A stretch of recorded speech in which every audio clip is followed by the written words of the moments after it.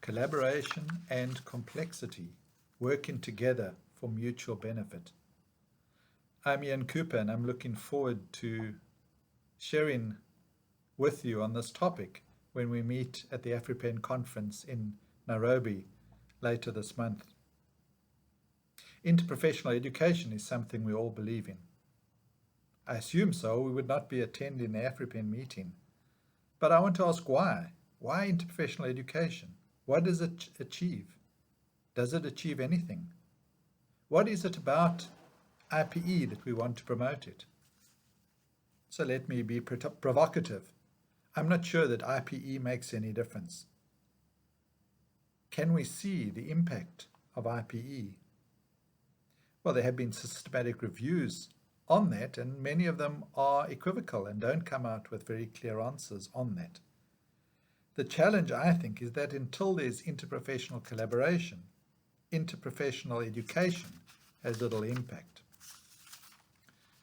Does putting students together in the same classroom make a difference? The problem is that there are so few examples of this in actual practice of interprofessional collaboration. Where are the models? Yes, we can cite a few, and we can create them ourselves. We have done that in the Okwanda Center for Rural Health, where we have interprofessional collaboration and education for our students, and they all rate this very highly in the experience of engaging together with patients. But such examples are somewhat limited and few and far between. So I think we should focus not on education, but collaboration. If we can address interprofessional collaboration, interprofessional education will follow if it's still needed. We need to understand, though, that collaboration must happen within the complexity of health systems. And this is very difficult because they are so complex. But in order to do this, we first need to understand it. What is collaboration? One definition is that collaboration is working together for mutual benefit.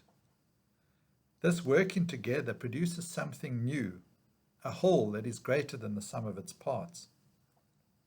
I'm sharing an article for pre-reading that is entitled Collaboration Processes Inside the Black Box, which explores what collaboration is from the perspective of public administration.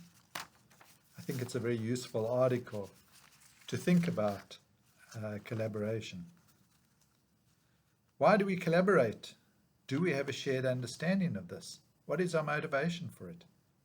Hadara and Lingard describe an analysis of the public literature on interprofessional collaboration from 1960 to 2011 in an article that I'm sharing, which is entitled, Are We All on the Same Page? A Discourse Analysis of Interprofessional Collaboration.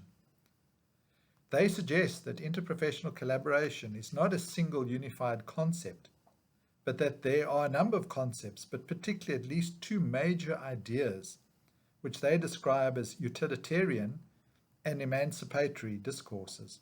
The first, utilitarian discourse, focuses on what interprofessional collaboration can achieve in terms of improved patient care and patient outcomes, and is very positivist in its approach. The second focuses more on relationships and hierarchies and how interprofessional collaboration can and should address issues of power, and is much more critical and qualitative in its approaches. I think it is useful to think about our perspective. I share another article, in which probably comes from within the utilitarian discourse, by Cecilia Sampier and colleagues, entitled Multidisciplinary Collaboration in Primary Care, a Systematic Review. This describes team composition and the types of collaboration within teams.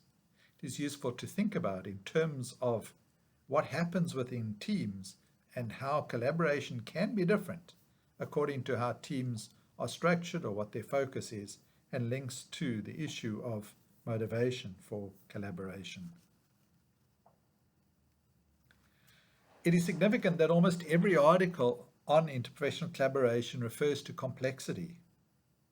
The healthcare system is complex. Every health system is complex. Excuse me. Health professions and the way they engage are complex.